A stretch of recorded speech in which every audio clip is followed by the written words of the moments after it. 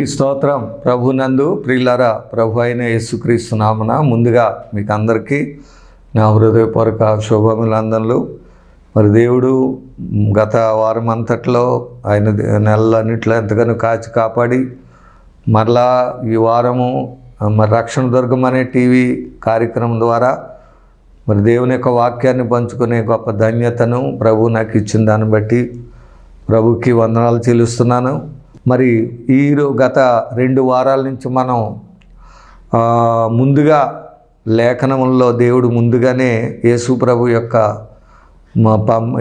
వచ్చి శ్రమ పడతాడని, సిలువ వేయబడతాడని, మరణిస్తాడని, తిరిగి లేస్తాడని అనేక విషయాల గురించి మోషే ప్రవక్తలు మన ముందు లోక 24లో తిరిగి లేచిన తర్వాత యేసుప్రభు వారితో మాట్లాడిన అంశాల గురించి, అలాగే నిన్నడ వారంలో అయితే ఫిలిప్పు నతనయేలుతో మోషేయు ప్రవక్తల్లో ఎవరి గురించి వ్రాయబడ్డాయో ఆయన మేము కనుగొన్నాము, ఆయన నజరేయుడైన యేసు అని నతనయేలుతో చెప్పినప్పుడు విషయాల గురించి గత వారం నేర్చుకున్నాం. అలాగే ఈరోజు కూడా మళ్ళీ ఇదే విషయాలు లేఖనముల్లో ఉన్న వీటిని ప్రజలు తెలియక ఆయన్ని సిలువ వేసినట్లుగా కూడా మనం నేర్చుకుంటున్నాం. ముందుగానే ఇవన్నీ మనం ఎందుకు నేర్చుకున్నామంటే, ఏదో యేసుప్రభు అన్నోయిన్గా ఈ లోకానికి వచ్చినవాడు కాదు. ఆయన ఎందుకు వచ్చాడో, ఏం చేయాలో ఏంటన్నది అంతా ముందుగానే దేవుని నిర్ణయ ప్రకారంగా ఈ లోకానికి వచ్చి మన కొరకు శ్రమపడి సిలువ వేయబడి మరణించి మన కొరకు గొప్ప రక్షణను, స్వస్థత, ఆత్మీయ విధానాన్ని ఆయన ద్వారా దేవుడు మనకి ఇవ్వడం కొరకు ఆయన ఈ లోకాన్ని పంపించాడని ఆయన మనం అందరూ ప్రతి ఒక్కరూ నమ్మి రక్షణ పొందుకొని, స్వస్థత పొందుకొని, మరి దేయాల నుండి విడుదల పొందుకొని, పరలోకం వెళ్ళే పిల్లలుగా, ఆత్మను పొందుకొని పరలోకానికి వెళ్ళే పిల్లలుగా ఉండాలనే సత్యాన్ని ఇంచుమించుగా ఇది ఇప్పుడు ఈ వారంతో 3 కార్యక్రమాలు ఈ లేఖనాల గురించి ముందుగా ఆయన తెలియజేసిన విషయాలు మీకు తెలిసినాం. మరి మీలో కొంతమంది ఇన్ని ఉండవచ్చు, వేళ తెలియకపోతే ముందు కార్యక్రమాలు మీరు చూడండి, అందులో విషయాలు తెలియజేస్తాయి. ఒకవేళ మీరు అవన్నీ మీకు కావాలని అంటే నాకు తెలియజేయండి, మీ వాట్సాప్లో మీకు అవి పంపించడం జరుగుతుంది. ప్రతి ప్రసంగం కూడా మీకు పంపించడం జరుగుతుంది. ఆ రకంగా మీరు బలపడి ఇంకా విషయాలు తెలుసుకోవడానికి అవకాశం కలుగుతుంది. సో ఈ వారం నాకు దేవుడు ఇచ్చిన వాక్య భాగము అదే సబ్జెక్ట్ సంబంధించింది. మరొక వంశం మనం చదువుకుందాం. అది అపోస్తుల కార్యములు 13వ అధ్యాయము 26వ వచనం నుండి చదువుకుందాం. సహోదరులారా, అబ్రహాము వంశస్థులారా, దేవునికి భయపడి వారులారా, ఈ రక్షణ వాక్యము మన యొద్దకు పంపబడి ఉన్నది. సరండి, ఏం వాక్యం ఇది? రక్షణ వాక్యము. యేసయ్య రక్షకుడు. ఆయన మాటలు, ఆయన నమ్మినప్పుడు ఆయన విశ్వసించినప్పుడు రక్షణ దొరుకుతుంది. ఇవి రక్షణ వాక్యం. ఇది అంతే, అంతకంటే ఇంకోటి ఏం కాదు. రక్షించడమే ఆయన ఉద్దేశం. మానవాళ్ళందరిని రక్షించడమే, స్వస్థపరచడమే, బాగు చేయడం, పరలోకం తీసుకెళ్ళటమే అదే ఉద్దేశం తప్పేది. యెరూషలేములో కాపురం ఉండువారును, చూడండి, రక్షణ వాక్యం మన వద్దకు పంపబడి ఉన్నది. అయితే యెరూషలేములో కాపురం ఉండువారును వారి అధికారులను ఆయనైనను ప్రతి విశ్రాంతి దినమున చదువుబడుచున్న ప్రవక్తల వచనములనైనను గ్రహింపక, చూసారా, ఆయన ఎవరో తెలుసుకోలేదు. ఆయన గురించి రాయబడిన ఇందాక మనం గత మోషే గ్రంథంలోను అలాగే ప్రవక్తల గ్రంథంలో ప్రతిదినము వారు ధ్యానిస్తున్నారంట. యూదులు గ్రంథాన్ని, లేఖనాలు, ఈ ప్రవక్తల గ్రంథాలు, మోషే గ్రంథాలు ఎప్పుడు ధ్యానిస్తూనే ఉంటారు, వివరించుకుంటూనే ఉంటారు, చదువుకుబడుతూనే ఉంటారు. అయితే ఏం చదువుతున్నారు, యేసుని గురించి ఏమి రాయబడి ఉన్నది అనేది వారు గ్రహింపక, చదువుపడుతున్న ప్రవక్తను గ్రహింపక ఆయనకు శిక్ష విధించుట చేత ఆ వచనములను నెరవేర్చిరి. అది వాళ్ళు గ్రహింపు. ఇప్పుడు శిక్షించబడాలి, యేసుప్రభు వచ్చి సిలువ వేయబడాలి, శ్రమ పొందాలి, మరణించాలి. ఇది లేఖనం మనకు చెప్పేది. అందువల్ల వాళ్ళు ప్రతిరోజు చదువుతున్నప్పటికీ లేఖనాల్లో అధికారులు మరి చెప్తున్నప్పటికీ వింటా ఉన్నారు, వీళ్ళు ధ్యానిస్తూ ఉన్నప్పటికీ ఏమీ గ్రహించుకోలేక ఆయన్ని ఏం చేశారు? శిక్ష విధించారు, సిలువ వేశారు. గ్రహించుకుంటే శిక్ష వేయరు కదా.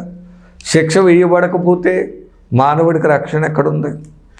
కాబట్టి ఎంత చదువునప్పటికీ వీళ్ళు ఎంత ధ్యానించినా దాన్ని గ్రహించలేకపోవడం వల్ల ఆయన ఏం చేశారు? శిక్ష విధించుట చేత ఆ వచనములను నెరవేర్చారు. విన్నారండి? వాళ్ళు శిక్షించడం వల్ల ఆయన గురించి చెప్పబడినవన్నీ నెరవేరాయి అన్నమాట. ఇప్పుడు ఆయన యందు మరణమునకు తగిన హేతువేదియు కనబడకపోయినను, సరే, ఆయన యందు మరణమునకు తగిన హేతువు ఏమీ అసలు ఏమీ లేదు. మరణానికి శిక్ష విధించడానికి లేక సిలువ వేయబడి చంపబడడానికి కావలసిన మరి తప్పు కానీ పాపం కానీ ఏమీ లేదు ఆయనలో. అయినప్పటికీ సరే, ఆయనను చంపించవలెనని వారు పిలాతును వేడుకున్నది. ఏమి కనబడకపోయినా సరే వాళ్ళు ఏం కోరుకున్నారు? పిలాతును సిలువ వేయండి, సిలువ వేయండి, సిలువ వేయండి అని కోరుకున్నారు. సరే, ఇది మనం అనుకుంటాం ఏదో వాళ్ళు అలాగా ఎలా చేస్తున్నారో, అయ్యయ్యో తప్పించుకుంటే బాగుండి అనిపిస్తాం. కానీ అది తప్పించబడటం కాదు, నెరవేరాలంటే ఆయన సిలువ అలా కేకలు వేయాలి వాళ్ళు. సరే, సిలువ వేయబట్ట కొన్నిసార్లు మనం మన శ్రమలు తప్పించుకోవాలని చూస్తాం. కానీ దేవుని చిత్తములు అవి మనం అనుభవించాలని ఉంటే అవి ఎవరు ఎంత తప్పించాలన్నా తప్పించబడవు. ఎవరు మనల్ని కాపాడాలన్నా కాపాడలేరు. అద్వైత పిలాతు పాపం ఇతన్ని ఏ రకంగా అయినా తప్పించాలని చూశాడు. పాపం తప్పితే లేఖనాలు ఎలా నరుగుతాయి? ఇది వాళ్ళ మానవుడికి రక్షణ ఎక్కడ దొరుకుతుంది? కాబట్టి వాళ్ళ కేకలే గెలిచాయని ఉంటుంది అక్కడ. ఒకసారి కేకలు కూడా గెలుస్తాయి. దేవుని చిత్తం నెరవేర్చబట్టానికి వారి కేకలు గెలిచాయి. సిలువేయండి, సిలువేయండి, సిలువేయండి అని కేకలు. కడకి పిలాతు నేరం ఏది లేకపోయినప్పటికీ వారి కేకలను బట్టి ఆయన్ని సిలువ వేయటానికి అప్పగించబడినట్లు చూస్తున్నాం. ఇదంతా లేఖనం ముందుగా నెరవేర్చబడాలని. ఇది మాత్రం ఇదే సబ్జెక్టు మనకి. కేకలు సిలువే మరణమునకు తగిన హేతువేది కనబడకపోయినను ఆయనను చంపించవలనని వారు పిలాతును వేడుకునిరి. మనకి సువార్తల్లో ఉంటుంది. ఆయన అప్పగించబడినప్పుడు పిలాతు దగ్గర తీసుకొచ్చినప్పుడు పిలాతు ఆయన ఎన్నో ప్రశ్నలు వేశాడు. వేసిన ప్రశ్నలన్నిటికీ ఆయన సమాధానం చెప్పినప్పుడు ఇతను నాందు ఏ దోషం లేదని ఆయన చెప్పాడు. చేతులు కడుక్కున్నాడు కూడా. అయినప్పటికీ వాళ్ళు సిలువేయమని కోరి చంపించేశారు. సరే, వారు ఆయనను గూర్చి వ్రాయబడినవన్నీ, అదే హల్లెలూయా, ఆయన గూర్చిన వ్రాయబడినవన్నీ నెరవేర్చిన తరువాత ఆయనను మ్రాను మీద నుండి దింపి సమాధిలో పెట్టిరి. బిడ్డలారా, వ్రాయబడినవన్నీ కూడా నెరవేర్చారు. ముందుగా ఏమవుతాడో, ఆయన ఎలా శ్రమ పొందుతాడో, ఏ విధంగా ఆయన్ని గుద్దులు గుద్దుతారు, ముఖం మీద ఎలా ఉమ్మేస్తారో, ఏ విధంగా కొట్టబడతాడో, ఎలాగా వీపు మీద ఎన్ని దెబ్బలు తింటారో, అండ్ వీపు మీద ఎన్ని దెబ్బలు కొడతారో, ముఖం మీద ఎలా ఇస్తారో, ఎన్ని గాయాలు సిలువు మీద ఎన్ని గాయాలు పెడతారో, ఇదంతా కూడా సిలువలో వారు ఏం చేశారు? నెరవేర్చారు. అవన్నీ ప్రవచనాలే. ఒక్కొక్క మాట గురించి మనం బోళ్ళు వచనాలు చెప్పుకోవచ్చు. వచనాలు అండి. ఒక్కొక్క గాయాలకి ప్రవచనం ఉంది, దెబ్బలకు ప్రవచనం ఉంది, ముఖం మీద ఉమ్మి వేయటం ప్రవచనం ఉంది. ఇలాగ అన్నీ కూడా దేవుడు ముందుగా వ్రాసిన ప్రకారంగానే ఆయనకి చేశారు. హల్లెలూయా. చూసారు ఎంత అద్భుతం! ఏమి కూడా ముందుగా చెప్పకుండా ఆయన ఎవరు ఏం చేయలేదు. అన్ని లేఖలు నెరవేర్చున్నాయి. సరే, అన్నీ నెరవేర్చిన తర్వాత ఆయనను మ్రాను మీద నుండి దింపి సమాధిలో పెట్టిరి. ఎంతవరకు హింసించాలో, ఎన్ని దెబ్బలు కొట్టాలో, ఎన్ని మేకులు కొట్టాలో, పక్కలో బల్లింపోటు పడవాలి, తర్వాత తల మీద ముళ్ళ కిరీటం ధరింపజేశారు, పిడిగుద్దులు కుట్టారు, ముఖం మీద ఉమ్ము పోసారు. ఇవన్నీ కూడా చాలా శ్రమ పొందారు, చాలా హింస పెట్టారు, చాలా దెబ్బలు కుట్టిన తర్వాత ఆయనను చనిపోయిన తర్వాత సిలువ మీద దింపి ఆయనను సమాధిలో పెట్టిరి. సరే, ఇన్ని విధాలుగా చేశారు. అన్నీ ఏవైతే రాయబడ్డాయో వాళ్ళు రోజు చదువుతున్నప్పటికీ, వింటున్నప్పటికీ ఎలాగ అవుతాడని తెలిసినప్పటికీ అన్నిటినీ పక్కన పెట్టేసి ఆయన్ని సిలువ వేశారు. కారణం ఏంటంటే ఆయన గురించి రాయబడినవన్నీ కూడా నెరవేర్చబడాలి. బిళ్ళారా లేఖనాలు ఎన్నో ఉన్నాయి, అన్నీ చదవటానికి మనకు సమయం లేదు. కానీ యెషయా గ్రంథం 53వ అధ్యాయంలో 12వ వచనం మనం చదువుకున్నట్లు, 12 ఏంటి, ఈ మొత్తం 53వ యెషయా గ్రంథం 53వ అధ్యాయం అంతా ఆయన సిలువ గురించే. చూడండి, ఆయన పొందిన సిలువలో శ్రమల గురించే, దెబ్బల గురించే, గాయాల గురించే వ్రాయబడ్డది. 5వ వచనం చదివితే మన అతిక్రమ క్రియలను బట్టి అతడు గాయపరచబడెను. సరే, ఇదంతా ఎందుకొరకు? మన కొరకు. ఇది అసలు సబ్జెక్ట్ అందరూ తెలుసుకోవాలి. ఆయన ఎందుకొరకు అలా దెబ్బలు తిన్నాడు, ఎందుకొరకు ఆయన గాయాలు పొందాడు, ఎందుకొరకు మరణించాడంటే మన కొరకే, ఆన్ బిహాఫ్ ఆఫ్ అస్, మన నిమిత్తము, మన కొరకు, ఫర్ అస్. ఏమండి, చాలామంది యేసుప్రభు అంటే ఏదో ఏంటి ఆయన అలా సిలువ వేయబడితే మాట్లాడేంటి, శక్తి లేదా, లేకపోతే తన్ని కిందకి దిగి రావచ్చు కదా, అప్పుడు మేము అందరం ఆయన నమ్ముతాం కదా, లేకపోతే ఆ సిలువ మీద ఉన్న దొంగ కూడా నిన్ను నీవు రక్షించుకొని నన్ను రక్షించవచ్చు కదా అని అడిగినట్లు ఆయనే రక్షించుకోలేదు, మనల్ని రక్షించాడని అనుకోవడం.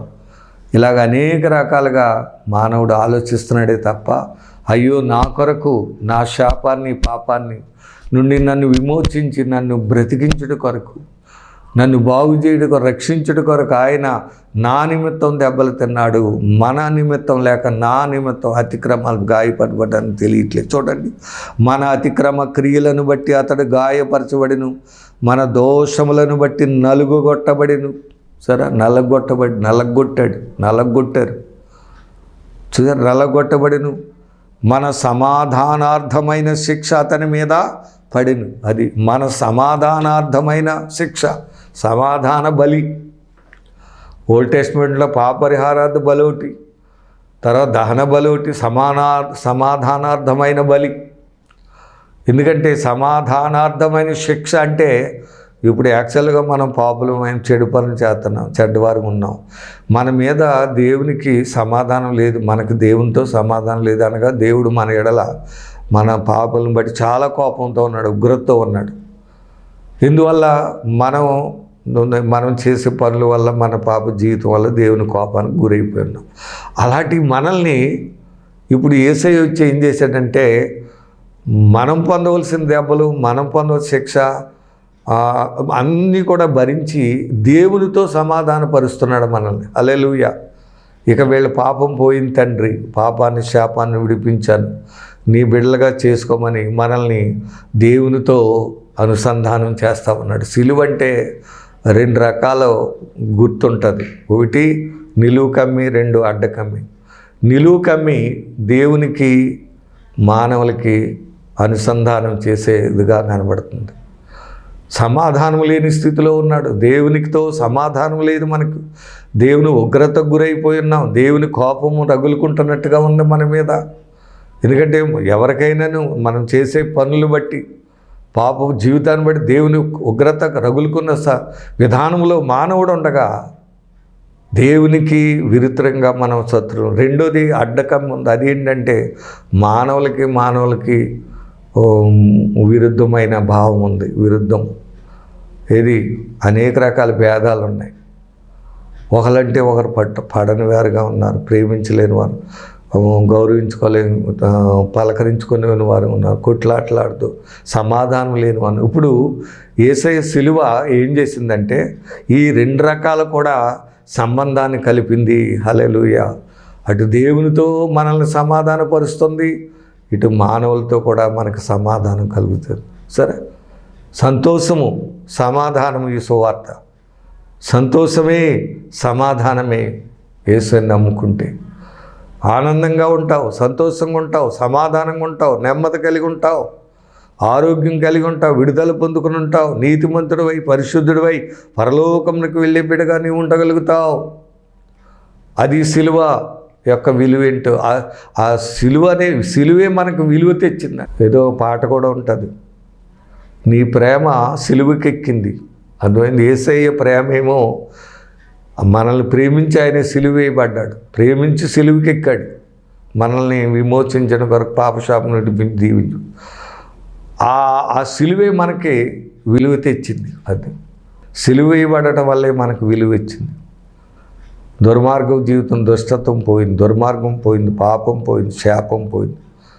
చక్కటి విశ్వాసం, నీతి, భక్తి సిలువ ద్వారా వచ్చాయి. కాబట్టి సమాధానార్థమైన శిక్ష అంటే దేవునితో మనం సమాధాన శిక్ష అతని మీద పడింది. అది ఆయన భరించాడు. ఇప్పుడు మనం దేవునితో మనం పొందవలసిన శిక్ష ఆయన భరించాడు. అతడు పొందిన దెబ్బల చేత మనకు స్వస్థత కలుగుతున్నది. హల్లెలూయా. అది స్వస్థత కూడా ఉంది. ఆయన పొందిన దెబ్బలు 39 దెబ్బలు కొర్రలతో కొట్టారు. గాయాలు సిలువలో, కాళ్ళలో, చేతుల్లో, పక్కలో బల్లెంపొడి, ఇవన్నీ గాయాల్లో ఆ రక్తం స్రవిస్తూ ఉంది. అందులో నుంచి దాంట్లో నుంచి వచ్చిన ఆ దెబ్బల ద్వారా, పొందిన గాయాల ద్వారా మానవాళ్ళందరికీ స్వస్థత కలుగుతుంది. హల్లెలూయా. కాబట్టి రక్షణ ఉంది, పాపం నుండి విడుదల ఉంది, సిలువలో స్వస్థత ఉంది. ఇందాక గత వారం చెప్పినట్లు సిలువ మీద యేసు సాతాను తలను చితక్కొట్టాడంటే అపవాది క్రియల నుండి మనకు విడుదల ఉంది. తర్వాత ఆత్మాభిషేకం ఉంది, పరలోకం ఉన్నట్లుగా మనం చూస్తాం, నిత్య జీవం ఉంది. కాబట్టి ఇక్కడ యెషయా ముందుగానే ఆయన సిలువ వేయబడతాడని ముందుగానే ప్రవచించినట్టుగా మనం చూస్తున్నాం. ఆయన పొందిన దెబ్బలు. తర్వాత 12వ వచనం చూడండి. ఆయన కావున గొప్పవారితో నేను అతనికి పాలు పంచిపెట్టేదను, గనులతో కలిసి అతడు కొల్లసొమ్ము విభావించుకొనును. ఏలైనగా మరణం పొందినట్లు అతడు తన ప్రాణమును ధారపోసెను. అతిక్రమము చేయువారిలో ఎంచబడిన వాడయ్యను. అనేకుల పాపమును భరించుచు తిరుగుబాటు చేసిన వారిని గూర్చి విజ్ఞాపన చేశాను. సరే, అనేకుల పాపములను భరించాడు ఆయన, తిరుగుబాటు చేసిన వారిని గూర్చి విజ్ఞాపన చేశాడు. సిలువలో మనందరి నిమిత్తం, పాపం నిమిత్తం ఆయన భరించాడు. పొందవలసిన దెబ్బలు భరించాడు, ప్రాణాన్ని ధారపోశాడు, రక్తమును ఒలికించాడు. నిజంగా సిలువ అనేది చాలా ఘోరమైనది, ఎంతో శాపగ్రస్తమైనది అన్నట్లుగా వచ్చింది. ఇదంతా కూడా మన కొరకు ఆయన భరించాడు, సహించాడు, దెబ్బలు తిన్నాడు, ప్రాణం పెట్టాడు. బిడ్డలారా, సమాధి చేయబడ్డాడు. ఇది గొప్ప. ఇప్పుడు అంతేకాదు, సిలువ మీద ఉన్నప్పుడు కూడా మన కొరకు ఆయన విజ్ఞాపన చేసి ఉన్నాడు. మానవులు ఆయన్ని కొడతా ఉంటే, ఆయన్ని దూషిస్తూ ఉంటే ఏమన్నాడు ఆయన? మరి సిలువ మీద 7 మాటలు ఆయన పలికారు. 7 మాటలు ఆయన పలికినట్లు చూస్తున్నాం. అందులో మొదట మాట, తండ్రి వీరేం చేస్తున్నారో వీరికి తెలియదు, వీరిని క్షమించమని అడిగాడు. సరే, ఇలాగా మన కొరకు ఆయన ఎన్నో దెబ్బలు తిన్నాడు, ఎన్నో నిందలు భరించి, ఎన్నో విధాలుగా మన కొరకు ఆయన విజ్ఞాపన చేసినట్లుగా మనం చూస్తూ ఉన్నాం. కాబట్టి ఆయన మనకి చేసిన ఆయన ముందుగానే లేఖన ప్రకారంగా ఆయన మన కొరకు ఈ లోకానికి వస్తాడని, ప్రవక్తల గ్రంథంలో సిలువ వేయబడతాడని, శ్రమ పొందుతాడని, మరణిస్తాడని, తిరిగి లేస్తాడనే విషయాలు ముందుగానే మోషే గ్రంథంలో, ధర్మశాస్త్ర గ్రంథంలో వ్రాయబడి ఉన్నాయి. అవన్నీ కూడా నెరవేర్చబడటానికే ఈ లోకానికి వచ్చాయి. కాబట్టి ఆయన ఒట్టిగా ఏదో ముందు తెలియబడకుండా రాలేదు, తెలియకుండా శిక్ష పడలేదు. కానీ అన్నీ ఎరిగి, అన్ని విధాలా తెలిసి ఆయన వచ్చి మన నిమిత్తం, మన కొరకు అన్నీ కూడా భరించి, సహించి మనందరికీ గొప్ప రక్షణ, విడుదల ఆయన సిద్ధపరిచారు. కనుక వాక్యం వింటున్న దేవుని బిడ్డలారా, మీలో ఎవరైనా సరే ఆయన విషయాల్లో మరి మీరు ఆయన ఎవరో తెలుసుకొని, ఆయన్ని విశ్వసించి, ఆయన దగ్గర పాప క్షమాపణ ఉందని తెలుసుకొని మీరు మన పాపములు ప్రభు దగ్గర ఒప్పుకుంటే వెంటనే ఆయన క్షమించి, ఆయన రక్తంతో కడిగి నీతిమంతులుగా చేసి, పరిశుద్ధులుగా చేసి పరలోకానికి తీసుకెళ్తాడనే గొప్ప సువార్త మనం దీవెనలు, అబ్రహాం పొందిన దీవెన ఆశీర్వాదాలు పొందుకొని ఆ నిత్య జీవం అనగా పరలోకానికి చేరే గొప్ప ధన్యత మనకు దొరుకుతుందని సత్యాన్ని మనం ఈ సువార్త ద్వారా ఇంకొక 2 మాటలు నేను మీకు తెలియజేస్తున్న ముగించారు. చూడండి. సో జకరియా గ్రంథము 12:10 మనం చదివినట్లయితే, దావీదు సంతతి వారి మీదను యెరూషలేము నివాసుల మీదను కరుణ నొందించు ఆత్మను విజ్ఞాపన చేయి ఆత్మను నేను కృంభరింపగా. సరండి, 2 రకాల ఆత్మ. ఒకటి కరుణ నొందించు ఆత్మ, అర్థమైందండి? కరుణ కలిగించే ఆత్మ, కరుణించే ఆత్మ అన్నమాట. అర్థమైందండి? యేసుప్రభు సిలువ మీద ఎలాగైతే కరుణించాడో, క్షమించాడో అలాంటి ఆత్మను మనం కూడా కలిగి ఉండాలి. కరుణించే ఆత్మను. రెండోది విజ్ఞాపన చేయు ఆత్మను. ఆత్మ 2 రకాలైన ఆత్మలు ఇక్కడ ఉన్నాయి. ఒకటి కరుణించే ఆత్మ, విజ్ఞాపన చేయు ఆత్మను నేను కృమ్మరింపగా. సరే, కృమ్మరిస్తాడంట మానవులైన మన మీద. కృమ్మరింపగా వారు తాము పొడిచిన నా మీద దృష్టి ఉంచి. సరే అండి, ఏం చేశారు? మరి పక్కలో బళ్ళింపోటు పొడిచారు ఆయన. మనం దెబ్బలు, గాయాలు యెషయా గ్రంథంలో ఉంది, అన్నీరే చదువుకున్నాం. ఇక్కడ బళ్ళింపోటు పొడిచారు ఆయన, పక్కలో బళ్ళింపోటు. బిళ్ళరా, ఆయన్ని పొడిచిన ఆయన్ని ఏం చేస్తారంట? చూస్తారంట. దృష్టి ఉంచి ఒకడు తన ఏక కుమారుని విషయమై దుఃఖించినట్లు, తన జ్యేష్ఠపుత్రుని విషయమై ఒకడు ప్రలాపించినట్లు అతని విషయమై దుఃఖించుచు ప్రలాపింతురు. నిజంగా యేసు ప్రభు సిలువ వేయబడినప్పుడు, సిలువను గురించి ధ్యానం వచ్చినప్పుడు మనకి దుఃఖం రావాలి. ఒక కుమారుడి విషయంలో తల్లిదండ్రులు ఎలా దుఃఖిస్తారో, జ్యేష్ఠ కుమారుడి నిమిత్తమై తల్లిదండ్రులు ఎలాగ విచారిస్తారో, రోదన చేస్తారో, అలాగే సిలువలో వేలాడబడిన ఆ యేసును మనం చూచినప్పుడు మనకేం రావాలి? దుఃఖం రావాలి, కన్నీరు రావాలి, వేదన రావాలి, దుఃఖం అనేది రావాలి. ఇక్కడ అదే రాయబడిన దుఃఖము. చూడండి, దుఃఖించినట్లు అని ఉంది. ఒకడు తన ఏక కుమారుని విషయమై దుఃఖించినట్లు, తన జ్యేష్ఠపుత్రుని విషయమై ఒకడు ప్రలాపించినట్లు అతని విషయమై దుఃఖించుచు ప్రలాపింతురు. దుఃఖించడము, ప్రలాపించడం, ఏడవడం, ఈ 2 మనకు రావాలి. యేసు ప్రభు యొక్క సిలువ మనకి ఎప్పుడైతే ఆయన కనబడిందో, దర్శనం కలిగిందో, మనం ఏం చేయాలి? ముందు మనకి, ఎందుకంటే కరుణగల ఆత్మ, విజ్ఞాపన చేసే ఆత్మ మన మీద కృమ్మరించబడుతుందంట. సరే, 2 రకాలు మనకి. మనం ఎదరవాళ్ళు చూసినప్పుడు కరుణ, జాలి, దయ, ప్రేమ, పరిశుద్ధాత్మ మనలో ఉంటే ఈ రకమైన మనసు ఉంటుంది మనకి. అంటే కరుణించే వారంగా, ప్రేమించే వారంగా, క్షమించే వారంగా ఉంటాం. రెండోది విజ్ఞాపన చేసే వారంగా ఉంటాం. వారి కొరకు విజ్ఞాపన చేసే వారంగా ఉంటాం. అర్థమైందండి? ఉండడమే కాకుండా ఇప్పుడు ఆ సిలువ, ఆ పొడిచిన వారిని, ఆయన్ని మనం చూచి, ఆ సిలువని చూచి మనం ఏం చేస్తాం? దుఃఖిస్తాం, ప్రలాపిస్తాం, ఏడుస్తాం, కన్నీరు విడుస్తాం. కనుక చివరిలో పిల్లరా, దేవుడు మనకిచ్చిన సందేశం మనం విందాం. మరి సిలువ అనేది చాలా శ్రమలతో కూడింది. మన కొరకు ఆయన భరించండి, మనం పొందవలసింది. కాబట్టి తలంచుకొని మరి ఈ యొక్క సంస్కార కార్యక్రమంలోనూ బల్లారాధనలో మనం చూడనప్పుడు మనలో ఏం రావాలి? దుఃఖం రావాలి, ప్రలాపించే వారంగా. మరి ఇక్కడ రాయబడిన దుఃఖించుచు ప్రలాపింతురు, బహుగా ఏమంది? ప్రలాపింతురు. కాబట్టి వేదన రావాలి, దుఃఖం రావాలి, కన్నీరు విడిచే వారంగా ఉండాలి.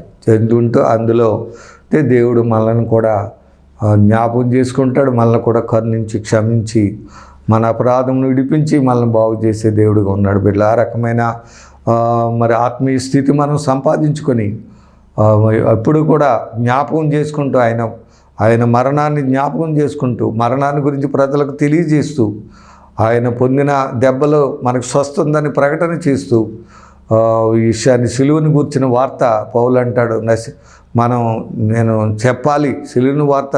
మనం ఎప్పుడు కూడా యేసయ్య సిలువను గూర్చి ప్రకటిస్తూ సువార్తను చెప్పి తద్వారా మానవులందరినీ గొప్ప రక్షణలకు నడిపించాలని దేవుని ఉద్దేశం. అలా మనం కూడా సువార్త చెప్పుదాం, బలారాధనలో పాలు పొందుదాం.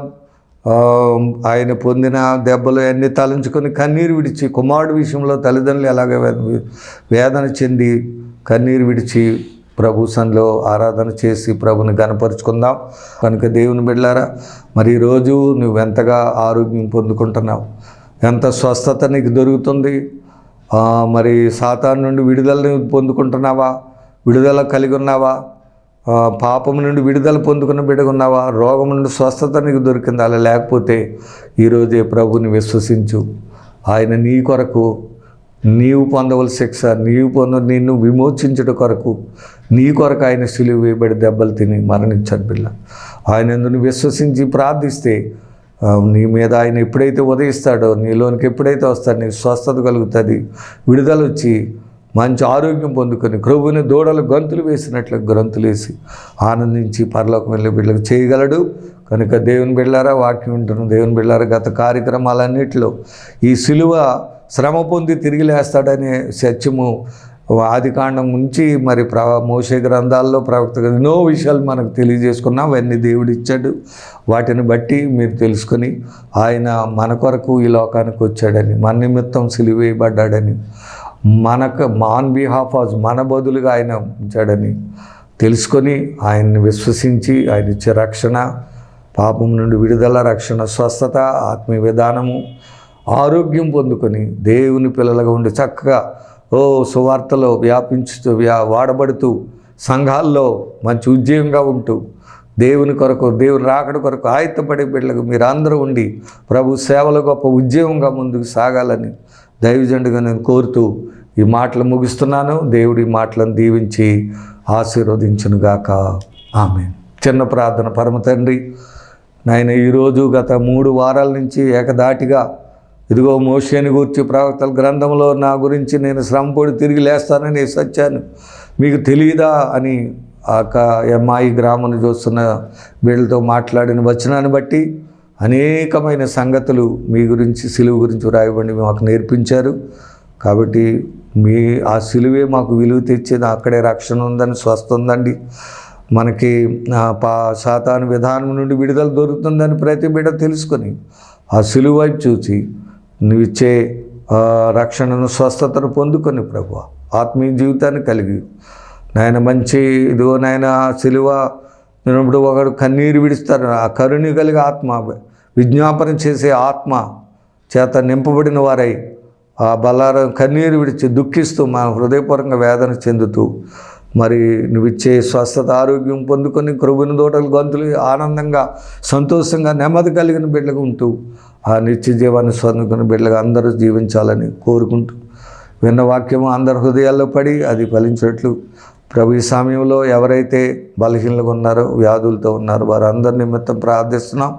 మీరే వారందరినీ ముట్టండి. ఎలాంటి వ్యాధి అయినా, ఎలాంటి బలహీనతలు ఉన్నా వారిని యేసు నామములో ముట్టి లేవనెత్తండి. ఇప్పుడే విడుదల ఇవ్వండి, గొప్ప స్వస్థ ఇవ్వండి ఆయన. అపవాద శక్తి పీడించబడితే విడుదల ఇవ్వండి ఆయన. పాప రోగముతో ఉంటే విడుదల ఇవ్వండి ఆయన. ఎటువంటి సమస్యలతో విడుదల ఇవ్వండి. ఆర్థిక ఇబ్బందులతో ఉంటే విడుదల ఇవ్వండి. గొప్ప కార్యాలు మీరు చేసి వీళ్ళందరినీ గొప్ప ఉద్దేశపరులుగా, ఆనందపరులుగా చేసి మీరే మహిమ పొందమని దీవించి ఈ కార్యక్రమాల ద్వారా అనేకులు మేలు పొందడం సహాయం చేయండి. ప్రచారం చేస్తున్న ఇదిగో రక్షణ మార్గం టీవీ కార్యక్రమాలు వర్తమాన యాజమాన్యాన్ని కూడా దీవించిన ఈ పనిలో బహుబలంగా వాడుకోండి. మీరే మహిమ పొందండి. ప్రార్థనకు ప్రతిఫలం దయచేయండి. మా ప్రభువును ప్రియరక్షకుడైన యేసు నామమున అడిగి వేడుకొనుచున్నాము తండ్రి. ఆమేన్. God bless you. దేవుడు మేము దీవించును గాక. ఆమేన్.